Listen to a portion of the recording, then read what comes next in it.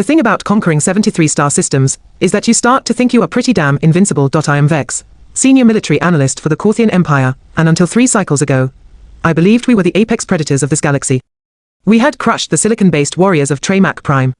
We had vaporized the hive minds of the Outer Spiral. We had made the mechanical legions of Sector 9 beg for mercy, which, considering they were robots, was quite the achievement. So when High Commander Grell stood before the War Council and declared that humanity would fall within a single planetary rotation, nobody questioned him. Why would we? These pink mammals had barely figured out faster-than-light travel. They still used combustion engines for entertainment. They actually paid money to sit in rooms and watch other humans pretend to be different humans. Adorable, really. The species calls themselves Homo sapiens, Grell announced, his 3 eyes gleaming with predatory confidence. Intelligence is questionable. Military capacity is laughable. They fight amongst themselves constantly. This will be our easiest conquest yet. The council chamber erupted in approving clicks and hisses. I should have known better. I really should have known better.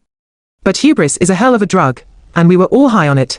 The invasion fleet arrived at Earth on what the humans call a Tuesday, which apparently holds some cultural significance involving widespread misery and coffee dependency. We positioned our dreadnoughts in standard siege formation above their largest population centers. We broadcast the standard surrender ultimatum in 6 to 7 languages. We waited for the inevitable capitulation. Instead, we got a response from someone named Marcus Finnegan, who identified himself as the Assistant Deputy Undersecretary for Extraterrestrial Contact. Not their leader. Not their top general. An assistant to a deputy to an undersecretary. Yeah, hi, this is Marcus. Look, guys, we are super busy right now. Can you maybe come back next Thursday? We have got this whole thing with Greg's retirement party, and honestly, the catering alone took 6 weeks to arrange. Grell's primary eye twitched. You dare mock the Korthian Empire? Mock? No, we are not mocking. We genuinely have a scheduling conflict. Also, and I am just spitballing here, have you considered not invading? I feel like that is a win-win situation.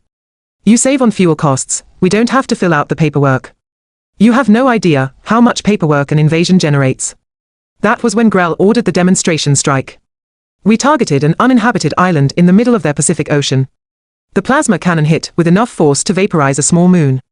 The island ceased to exist. The message was clear: submit or face annihilation. Marcus came back on the communication channel about 3 minutes later. Okay, wow. That was unnecessarily dramatic. You know what? Fine. You want to do this the hard way. Let me connect you with someone who can help. The screen flickered. Instead of a government official or military commander, we found ourselves looking at a 78-year-old human female sitting in what appeared to be a fabric-covered chair, holding a small ceramic vessel emitting steam. This is ridiculous, Grell sputtered. Who is this? My name is Doris Kellerman, the female said, sipping from her vessel with maddening calm. I understand you boys are having some kind of space tantrum. Boys. She called the supreme commander of the Korthian Armada a boy. We are the Korthian Empire. We have destroyed civilizations that spanned galaxies. We fear no beast, no weapon, no force in this universe. Doris raised one eyebrow, a gesture I would later learn indicated skepticism mixed with barely contained amusement. That is very impressive, sweetie. Tell me, have you met my cat? There was a long, confused silence in the council chamber. Your cat? Grell repeated slowly. Mister Whiskers. He is a tabby. About 9 pounds. Has irritable bowel syndrome and a personal vendetta against anything that moves, does not move, or might potentially move at some point in the future. I ran a quick database scan on Earth fauna. Felis catus. Small domesticated predator. Average weight, 4 to 5 kilograms. Threat level, negligible to non-existent. You are threatening us with a house pet. Grell was turning an alarming shade of purple, which in our species indicates either extreme rage, or a sodium imbalance. Threatening? Oh, honey, no. I am trying to save your lives. See, you are parked right above my house. I live in Toledo. That is in Ohio, which is in the United States, which is where you are currently casting a really annoying shadow over my petunias. And if you think you are scary, wait until Mister Whiskers does not get his wet food on time. She took another sip of her beverage. He gets cranky when his schedule is disrupted. This was absurd. We were an empire that had crushed worlds. We had weapons that could crack continents. We had soldiers bred specifically for combat, with reflexes 10 times faster than any human. And this elderly female was concerned about her pet's feeding schedule. Grell terminated the communication with a disgusted slash of his claw. Enough of this nonsense. Deploy the ground forces. Start with this Toledo. I want that entire settlement reduced to rubble within the hour. I should mention that the Korthian ground troops are terrifying. 8 feet tall, armored exoskeletons, claws that can shred steel, and absolutely zero sense of mercy. We had 100,000 of them ready to deploy. More than enough to handle one moderately-sized human city. The drop ships descended through Earth's atmosphere at dawn. I monitored the operation from the command deck, watching through drone feeds as our forces touched down in residential areas. Standard protocol, overwhelming force, rapid subjugation, minimal resistance expected. The first wave landed in what appeared to be a neighborhood of single-family dwellings. Lawns. Vehicles in driveways. The mundane trappings of a species that had no idea what was about to hit them. Squad leader Thorn's voice crackled through the comm. This is Thorn. We have boots on the ground. No hostiles visible. Proceeding to primary target. The residence of Doris Kellerman. Proceed with caution, I advised, though I was not sure why. What possible threat could there be? Thorn's squad approached the house. It was painted yellow with white trim, utterly unremarkable except for a garden gnome near the front entrance that seemed to be wearing sunglasses. Human aesthetics were baffling. Breaching the entrance now, Thorn reported, the front door was not locked. It swung open with a gentle creak. The squad moved inside, weapons raised, thermal scanners active. The interior was dimly lit, filled with furniture and decorative objects that served no apparent tactical purpose. Multiple rooms. Scanning for hostiles. Wait. I have a heat signature. Small. Moving fast. That was when the screaming started, not from Thorn. From his entire squad. 6 of the Korthian Empire's finest warriors, veterans of a dozen campaigns, shrieking like hatchlings. Contact. Contact. It is on Jax. Get it off. Get it off. Weapons fire not effective. I repeat, weapons fire not effective. It is climbing. Why is it climbing? How is it climbing on smooth surfaces? The video feed showed chaos. Pure, unfiltered chaos. A small orange blur moving at speeds that should not have been possible for something that size, ricocheting off walls, furniture, and armored soldiers with equal abandon. Claws that our scanners had classified as negligible were shredding through reinforced combat armor like it was tissue paper. Fall back. Fall back. I cannot. It has wedged itself into my helmet. My helmet. One soldier tried to shoot the creature, and hit his own squad mate instead. Another attempted a tactical retreat, and crashed through a window. The video feed from Thorn's helmet camera showed a close-up of 2 glowing eyes and a mouthful of tiny, razor-sharp teeth. Just before the transmission cut to static, the entire squad was routed. By one cat. In under 90 seconds, Grell stared at the tactical display in disbelief. What just happened? I rewound the footage, watching it again in slow motion. The creature, this Mister Whiskers, moved with a combination of calculated malice and complete unpredictability. It did not just attack. It seemed to understand exactly where to strike for maximum psychological damage. One moment it was hiding under furniture, the next it was airborne, a furry missile of pure rage. It appears, I said carefully, that the human female was not exaggerating about her pet. One animal cannot defeat the Korthian Empire. Grell slammed his appendage on the command console. Send in the next wave. I want that creature captured, or eliminated. Now. That was our second mistake. The first was coming to Earth. The second was making Mr. Whiskers angry. Over the next 6 hours, we sent in progressively larger forces. 50 soldiers. Then 200. Then 500. The result was always the same, complete tactical failure. The cat was everywhere and nowhere. It struck from shadows, from above, from below. It knocked over furniture to create barriers. It triggered human security systems that blasted loud noises, disorienting our troops. At one point, it somehow activated a robotic cleaning device that chased our soldiers around while the cat watched from a high perch, making a sound our translators identified as purring, which apparently indicated satisfaction. But the real problem was not just Mr. Whiskers. The real problem was that other humans started paying attention. Social media, they called it. Within hours, video footage of Korthian soldiers fleeing from a 9-pound tabby cat had spread across their entire planet. And humans, we learned, have a very specific response to such things. They laugh. Then they get creative. People started showing up. Not soldiers. Not government officials. Just people. With their cats. Someone named Petra Goldman arrived with a Siamese named Dioglo who had aggression issues. A college student called Tokishi brought his Maine Coon, Atlas, who weighed 25 pounds and apparently held a grudge against anyone wearing boots. A veterinarian named Malcolm showed up with a 3-legged rescue cat called Tripod who fought with the fury of someone with nothing to lose, our invasion force, bred and trained to conquer worlds, was being systematically dismantled by housepets. I watched in horrified fascination as a tabby named Princess Fluffington somehow organized a coordinated assault with 4 other cats, using tactics that would not have been out of place in our military academy. They herded our soldiers into a corner, then one cat would distract while the others attacked from the flanks. It was brilliant. It was terrifying, and humanity had not even deployed their actual military yet. Pull back, Grell finally ordered, his voice hollow with shock. Retreat to orbit. Full withdrawal. As our forces scrambled back to the drop ships, with cats pursuing them literally to the landing ramps, I received one final transmission from Doris Kellerman. She was still sitting in her chair, still holding her steaming beverage, with Mr. Whiskers now curled contentedly in her lap. Told you so, sweetie, she said. The retreat was not orderly.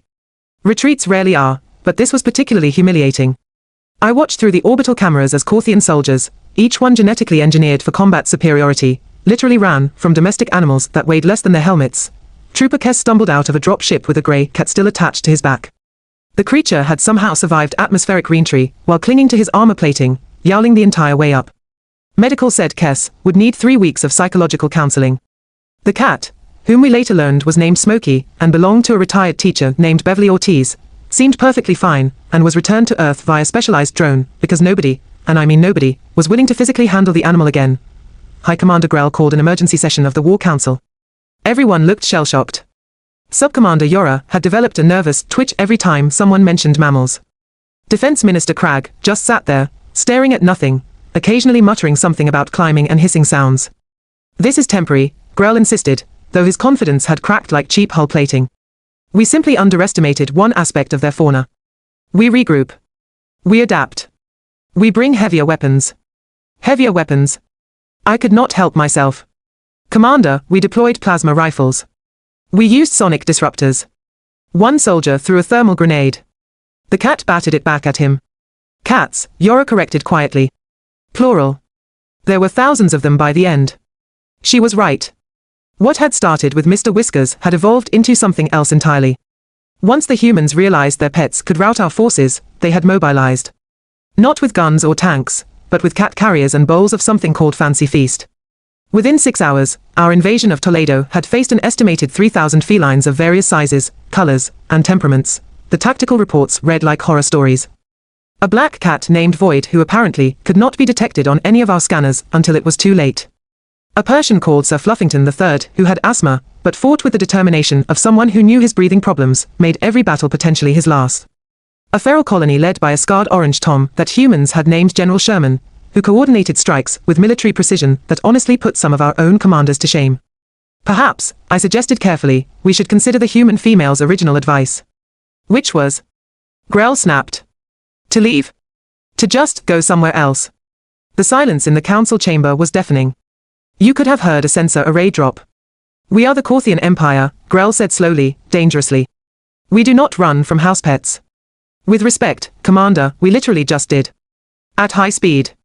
While screaming. Grell's eye twitched again. I was genuinely worried he might have a medical emergency. We need more intelligence. Someone get me information about these cats. Why are they so effective? What is their weakness? I pulled up everything our databases had on Felis catus. The report was not encouraging. They are ambush predators, I read aloud. Evolved to hunt smaller prey. Possess excellent night vision, acute hearing, and flexible spines that allow them to twist in midair. Retractable claws are sharper than our initial scans indicated. But here is the interesting part. They were domesticated by humans approximately 10,000 years ago. Except the humans did not really domesticate them. The cats essentially domesticated themselves because humans had food and shelter. They are, according to this, somewhat optional participants in the entire domestication arrangement. Meaning? Cragg asked. Meaning they live with humans by choice, not by breeding or training. They are not loyal. They are not obedient. They are individuals who tolerate human presence in exchange for food and shelter, and they can revoke that arrangement whenever they want.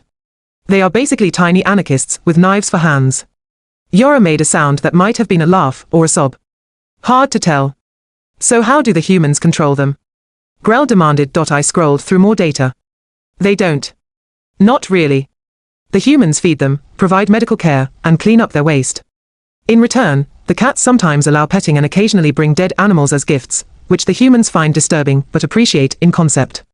It is less a relationship of control, and more a mutual tolerance society, with unclear terms and conditions. This is insane, Crag muttered.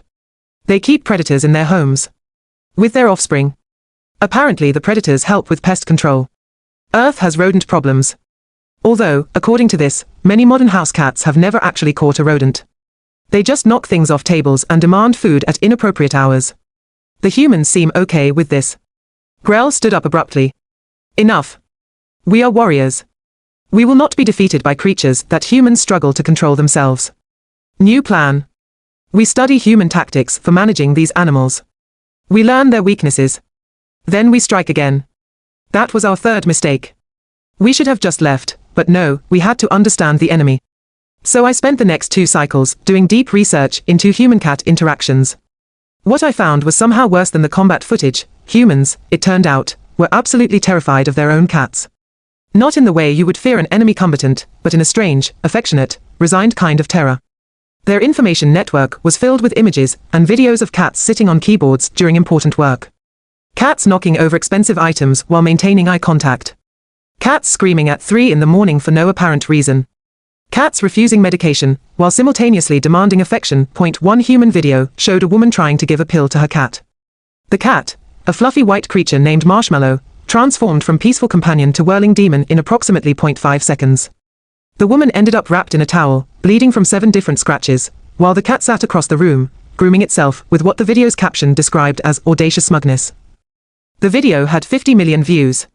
The comments were full of humans sharing similar stories and offering sympathy. They lived like this. By choice. I found forums where humans discussed their cat's behavior with the kind of strategic analysis we usually reserved for military campaigns. How do I stop mittens from attacking my feet at night? Why does Luna scream when I close the bathroom door? Is it normal for cats to stare at walls? The answers were always the same. Nobody knew. Everyone suffered. This was just life with cats. One post particularly haunted me. A human named Jorge had written, "My cat, Senor Bigots, has decided that 3 in the morning is the optimal time to practice parkour using my face as a launching pad. I have tried everything. Nothing works. I have accepted my fate. This is my life now." 73 other humans had responded with variations of same and mood. These people had Stockholm Syndrome. All of them. The entire species had been psychologically compromised by small predators, and they called it pet ownership. I presented my findings to the council. So what you are saying, Grell said slowly, is that humans cannot control their own cats, live in constant low-level fear of them, and yet choose to keep them anyway. Correct. They even pay significant resources for the privilege. Food, medical care, toys, furniture specifically designed for cats to destroy. There are entire human businesses dedicated to cat-related products. The industry is worth billions in their currency. Why? Yora asked, sounding genuinely distressed. Why would they do this? I pulled up an image. A small girl, maybe 6 years old, asleep with an orange cat curled against her chest. Both looked peaceful. Content. Because despite everything, the humans love them, I said quietly. They find them comforting. Entertaining. They say cats help with loneliness and stress. The humans know the cats are unpredictable and sometimes violent, but they accept it as part of the relationship. It is not logical. It is emotional. The council sat in silence, trying to process this information. Then we use that, Grell finally said. The emotional attachment. We threaten their cats. They will surrender to protect them. That, I said carefully, seems like a spectacularly bad idea. But Grell was already formulating a plan. We would send a message. A demand. The humans would surrender, or we would target their feline population from orbit. Surely they would not risk their beloved pets for the sake of pride. The message was sent. We waited for the inevitable capitulation. Instead, Marcus Finnegan appeared on screen again, but this time he was not alone. Behind him stood hundreds of humans. Maybe thousands. They filled what appeared to be a large public space. And every single one of them was holding a cat. Okay, Marcus said, and his tone had changed. The casual friendliness was gone. You just threatened our cats. That was monumentally stupid. You will surrender, Grell demanded, or we will eliminate every feline on your planet. An older gentleman stepped forward, a massive grey cat draped over his shoulders like a scarf. My name is Walter Kowalski. I am 73 years old. I have survived 2 heart attacks, a car accident, and 40 years of marriage to a woman who once threw a toaster at my head. This is Brutus. He is 17 pounds of pure rage and kidney disease. And if you think I am going to let some space idiots threaten him, you have severely misunderstood how this works. A younger woman moved forward next, cradling a tiny black kitten. This is Luna. I rescued her from a dumpster 3 weeks ago. She sleeps on my pillow and purrs so loud I cannot hear my alarm clock. You try to hurt her, and I will personally build a rocket out of spite and duct tape just to come up there and fight you. Another human. Then another. Each one introducing their cat. Each one making it very clear that threatening their pets was the worst possible strategy we could have chosen. Here is what you don't understand, Marcus said. You threatened to vaporize our cities, and we made jokes about scheduling conflicts. You destroyed an island, and we sent a retiree to negotiate. But you threatened our cats, and now you have made this personal. Humans do not think rationally when it comes to their pets. We spend thousands on veterinary care for animals that hate us. We rearrange our entire lives around their feeding schedules. We talk to them in stupid voices and pretend they understand. And we would go to war for them without hesitation. You cannot win, Grell said, but there was uncertainty in his voice now. We have superior technology. Superior numbers. Yeah, you also said you fear no beast. A woman in the back held up a Siamese cat with crossed eyes. Meet Mr. Pickles. He is dumb as a box of rocks and mean as hell. Last week he fought a raccoon. The raccoon lost. You want to test your superior technology against that. Because I promise you, Mr. Pickles has nothing to lose and zero sense of self-preservation. Doris Kellerman appeared on the screen then, Mr. Whiskers still in her lap. Boys, I tried to warn you. I really did. But you had to go and make threats. Now you have given these people a cause. And humans with a cause are dangerous. Humans with a cause involving their pets are unstoppable. She was right. Over the next cycle, we watched Earth's population mobilize. Not their military. Regular people. They organized. They shared strategies.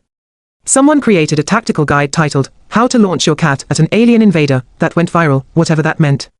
A 10-year-old named Emma designed a cat carrier with a spring-loaded deployment system and called it the Feline Assault Platform. It should not have worked. It definitely should not have been something children were making in their garages, and then humanity did the most terrifying thing of all. They started training their cats. Or rather, they tried. The cats mostly ignored them, but enough cats seemed to understand that the armored aliens were targets that it did not matter.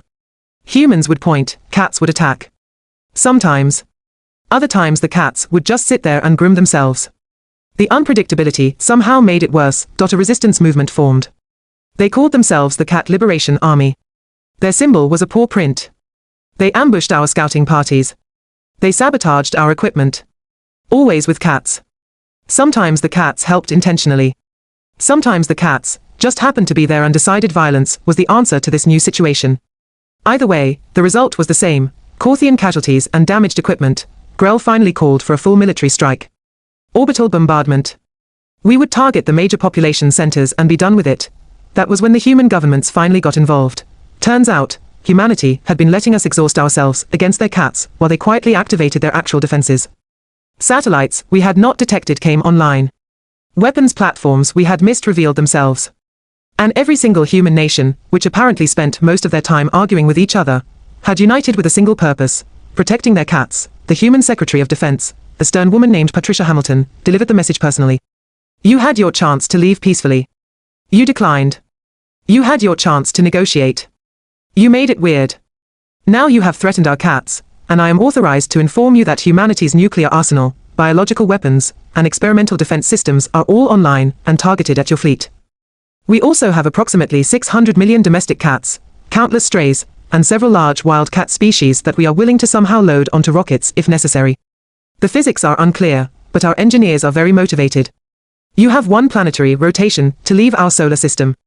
Or we see what happens when you push a species that domesticated wolves, survived ice ages, and voluntarily lives with tiny predators that barely tolerate them.